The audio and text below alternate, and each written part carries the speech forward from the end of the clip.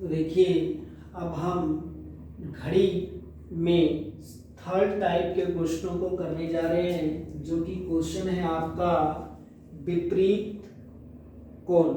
विपरीत कोण एंगल बोले या फिर अपोजिट एंगल, यानी कि 180 डिग्री का कोण। ठीक है, तो देखिए क्वेश्चन क्या है आपका।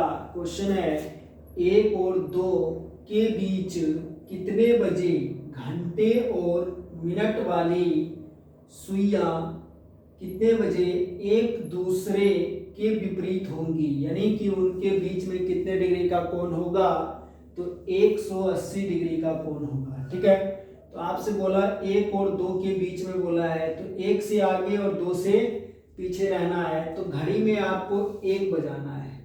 कितना बजा देंगे आप? 1 बजा देंगे घड़ी में। तो जब आपके घड़ी में 1 बज रहा होगा तो कुछ समय इस प्रकार से दिखाई दे रहा होगा आपको।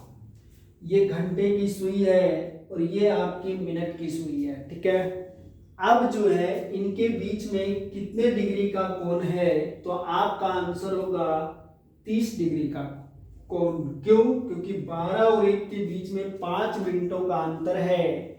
मिनट वाली सुई 1 मिनट में 6 डिग्री, तो 5 मिनट में 30 डिग्री। ठीक है, और आपको एंगल चाहिए यानी कोण चाहिए कितने डिग्री का, तो 180 डिग्री का। तो अभी जो टाइम हो रहा है उससे तो आंसर आ नहीं रहा, तो मिनट वाली सुई को 12 से चल के कहाँ पे आना पड़ेगा, तो 12 से चल के अगर मिनट वाली सुई 7 पे आ जाए, कहाँ आ जाए, 7 पे आ जाए, तो जो ये वाला जो एंगल है आपका, ये वाला एंगल, ये आपका 180 डिग्री का हो जाएगा। क्योंकि आप सभी को पता है कि सीधी रेखा की एक ही ओर बने कोण 180 डिग्री का होता है।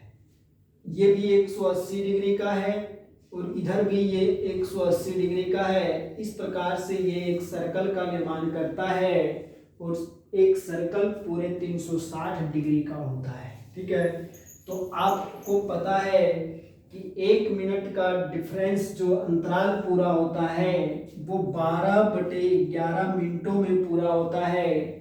और आप मिनट वाली सुई थी कहाँ पे, 12 पे, और 12 से चल के वो आ कहाँ गई, तो 7 पे। 7 का मतलब हुआ 35 मिनट। तो 35 गुना 12 करेंगे आप तो आंसर 35 गुना 12 देखिए क्या होगा, तो 35 गुना 2 70 हुआ, 35 एकम 35 हुआ, 0 7 5 12 हो गया, 3 और 1 4, यानी 420 हुआ। तो 420/11 जब आप इसको भाग करेंगे तो 11 तिये 33 हो गया आपका, बचा कितना 9 हो गया 90, 11 अठे 88 हो गया, बचा कितना 2। तो 2 11 से भाग नहीं होता तो 2 ऊपर लिख देंगे, 11 नीचे लिख देंगे, 2/11 होगा। ठीक है, तो इस क्वेश्चन का आंसर आ जाएगा आपका 1:38 सही 2/11 मिनट पर घंटे और मिनट वाली सुइयों के बीच 180 डिग्री का कोण होगा।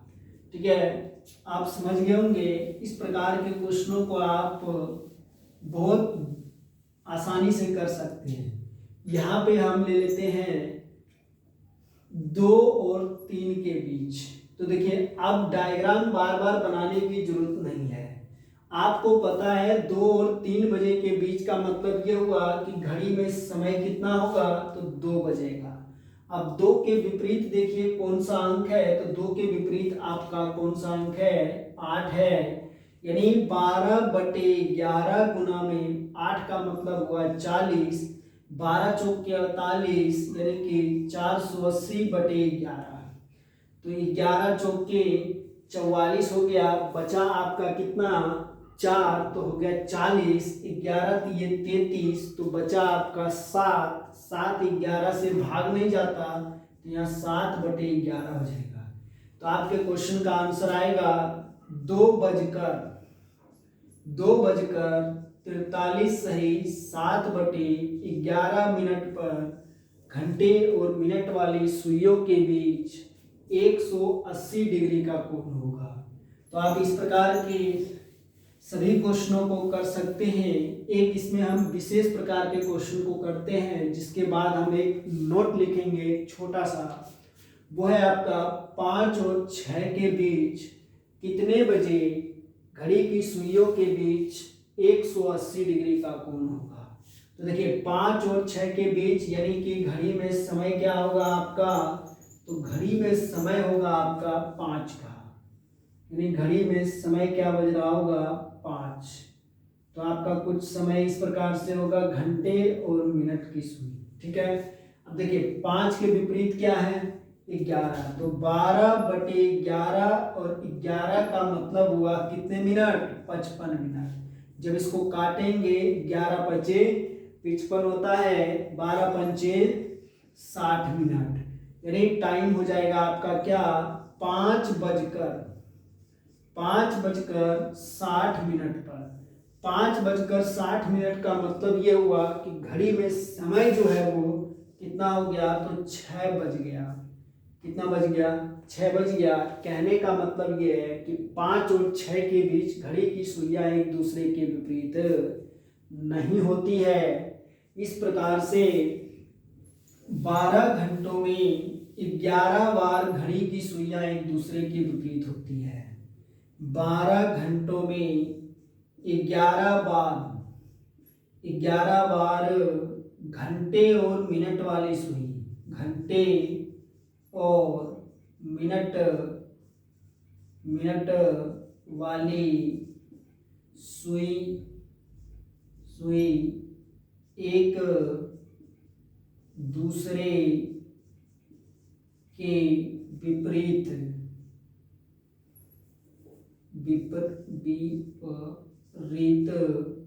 होती है। ठीक है, तो 12 घंटों में 11 बार एक दूसरे के विपरीत होती है। क्वेश्चन एक बार एग्जाम में पूछा गया कि 24 घंटों में कितनी बार घड़ी की सुइयां एक दूसरे के विपरीत होगी। तो देखिए 12 घंटों की वैल्यू है 11 बार, और 12 का 2 गुना 24 होता है, तो आप 11 का 2 गुना करेंगे तो आपके क्वेश्चन का आंसर क्या आ जाएगा 22 बार। ठीक है, अब देखिए यहीं पे एक क्वेश्चन एग्जाम में ये पूछा गया कि घंटे और मिनट वाली सुइयां 24 घंटे में कितनी बार एक सीधी रेखा में होती है। 24 घंटे में कितनी बार एक सीधी रेखा में होती है। एक सीधी रेखा में होती है। ठीक है, तो देखिए इस क्वेश्चन का आंसर क्या होगा। तो इस क्वेश्चन का आंसर निकालने के लिए आप सभी को पता है कि जब घड़ी की सुइयां संपाती होंगी यानी कि ओवरलैपिंग करेंगी, तो उनके बीच में भी कितने डिग्री का कोण होगा, तो 0 डिग्री का कोण होगा। और जब 0 डिग्री का कोण होगा तो वो दोनों सुइयां एक दूसरे के विपरीत होंगी, तो ये एक सीधी रेखा में है। तो संपाती जो है, संपाती 12 घंटों में कितनी बार होती है 11 बार होती है। 12 घंटों में कितनी बार 11 बार, तो यहाँ बोला 24 घंटों में, तो 24 घंटों में कितनी बार होगी ये 22 बार। ठीक है, अब देखिए जब घड़ी की सुइयां विपरीत होती है, विपरीत यानी 180 डिग्री का कोण बन रहा होता है, तब आपका कुछ ये इस प्रकार का होता है। मान लीजिए ये घंटे वाली सुई है, तो मिनट वाली सुई आपकी इधर की ओर होती है, ये मिनट वाली सुई होती है, और इनके बीच में भी 180 डिग्री का कोण होता है, और ये एक सीधी रेखा में होती है। तो ये विपरीत। तो ये भी पता है आपको कि 12 घंटों में घड़ी की सुइयां कितनी बार एक दूसरे के विपरीत होती है, तो 11 बार एक दूसरे के विपरीत होती है। ठीक है, पूछा 24 घंटों में, तो 24 घंटों में इसका 2 गुना 24 है, तो इसका भी आप 2 गुना कर देंगे तो 11 का 2 गुना कितना आ जाएगा 22 बार। ठीक है, तो अब देखिए जब भी घड़ी की सुइयां घंटे और मिनट वाली सुइयां चलती है तो एक बार चलते चलते एक दूसरे से मिलती है और दूसरी बार चलने के बाद वो एक दूसरे के विपरीत हो जाती है।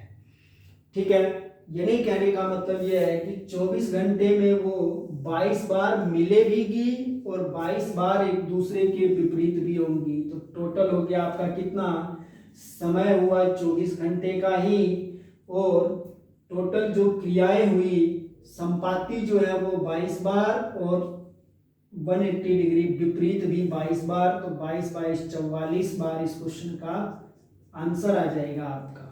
धन्यवाद।